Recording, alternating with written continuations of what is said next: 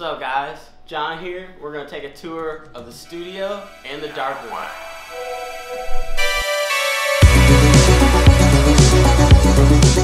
So, how it all started is I didn't live in a house where I had the space to use the studio or even the thought of even trying to get a studio because I didn't have the space for it. But I always told myself if I ever ended up doing something or get into a situation where I got a studio, then I'd do it. So in June, me and all my 4 friends, we moved into a 4-story house and we basically just ended up getting the studio. So I got the lights, I got the backdrops, I got the flash, and then I was just like, okay, well, I have all the resources, so it's just like now I actually have to do something about it. Alright, so today, first thing we got is the backdrop.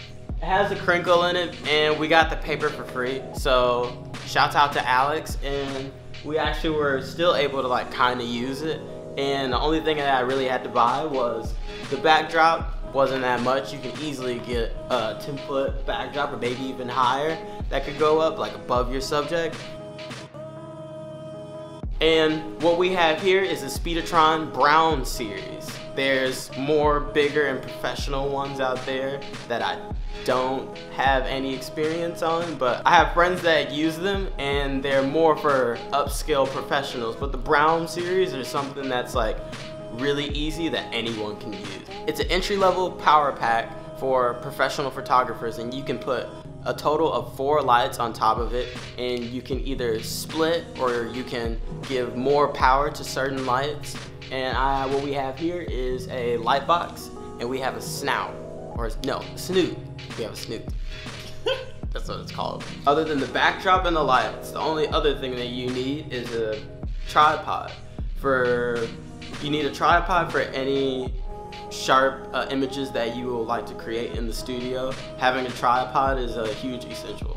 That is all the old heads say. They're just like, dude, if you're not shooting on a tripod, it's like, you know, what are you doing with your life? Which is not true. You can like also shoot without a tripod and still make great images, but a tripod is always super healthy for just making sharp images and also taking your time. It's something good for the brain, especially, you know, it's like younger people like us. We always want things quick, and it's good to slow down. So yeah, tripod. And what I have here is a pan and tilt tripod. Very simple. The ball heads are cool, but I prefer the pan and tilt. And let's talk about what's next. Okay, and another thing that goes with the power pack and connecting things to your camera so the flashes work, you'll either need A, flash trigger, B, a PC cable. And you'll have one end that goes into the power pack, and you'll have one end that goes into your camera.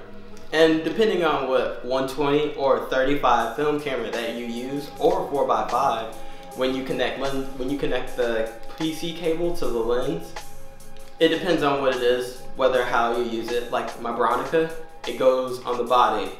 Mamiya or Hasselblad, they go through the lenses, or 4x5 or large format lenses. The cable's in the lens. Depends on what camera you have, but like I said, PC cable and flash trigger. And that pretty much wraps it up for the studio. Last thing that you ever really need is your camera and some film. But now we're gonna take another tour to the darkroom. Yo, what's up? John back, and we're in the darkroom now.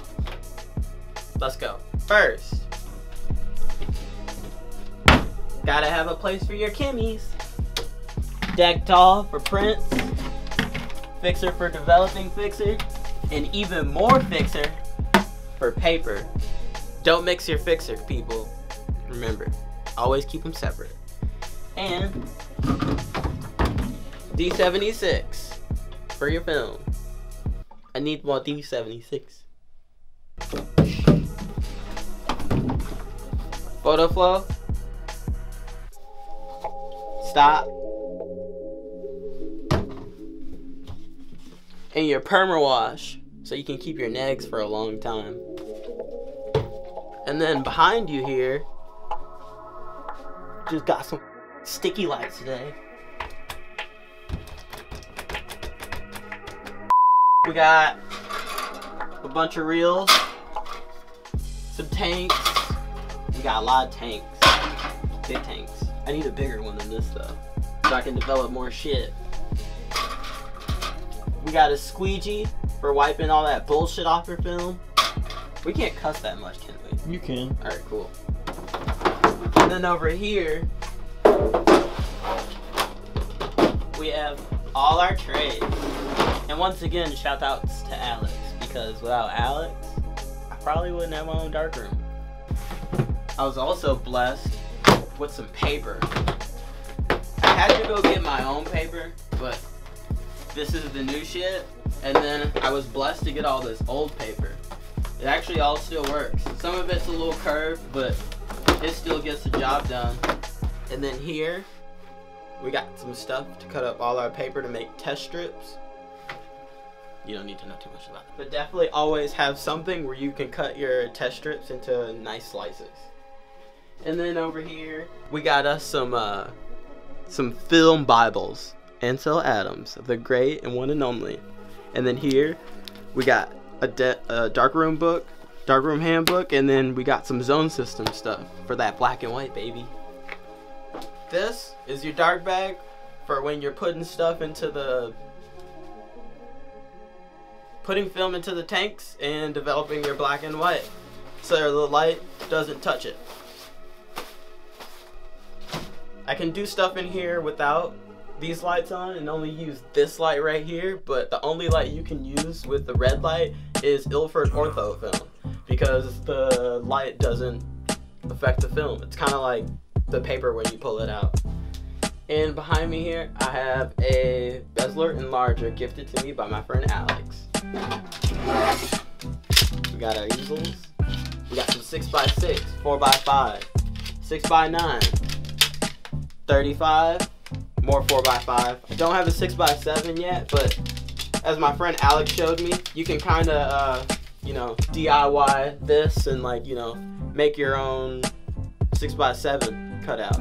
So what we got here are enlarger lenses, and based on what you're making a print of, 35, 120, 4x5, 8x10, you'll change your lens and it'll make your image look different. You can still use all these lenses with anything, but people do prefer that you use certain enlarger lenses for certain formats. But if you want to know more, definitely look it up and, you know, try to learn more about it, or even try it yourself. What up, Bo? In the video? Huh? No. You can come stand in here. You can now. No. Now it's say not hi, organic. Say hi. Now it's not organic. They're gonna know. And with your enlarger, you'll need enlarger timer, and you'll need a timer for paper, and no, this one's just for paper, and this one's for the enlarger. But you need some big timers for focusing your images when you're making prints.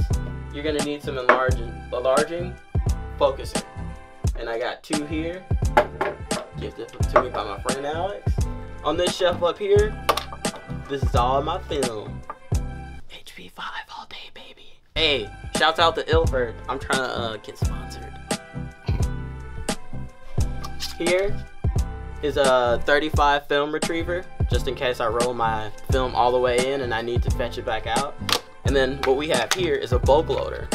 We'll talk about this a different day, but I'm thinking about only shooting HP5 and bulk loading it, because I shoot a lot of 35 HP5, and bulk loading actually is a lot cheaper when you develop it yourself and you scan it yourself and you shoot it. I mean, not make it yourself, but when you have a shitload of it and it's cheaper, it's kind of the way to go. I don't experience this too much, but it's kind of like Photoshop. This is your dodge and burn tool when you're making prints. Check it out. I'm pretty sure it's really cool. You can just, like, while you're exposing your paper, you go right over it, and you can shade certain places. You can vignette your images. You can make certain parts lighter and darker. It's like the dodge and burn tool on Photoshop, but in real life. And then here, once you make prints, you're gonna have to have a place to put them, because you don't put your prints all over the fucking place. What I got here, I got gifted some bigger paper than the 8x10, and this is a contact sheet of my friend Bella.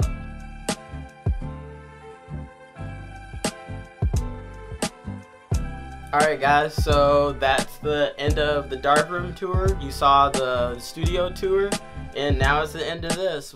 And if there's anything else you guys would like to see more, let us know. Thank you guys for watching. Shout out, Metal Fingers.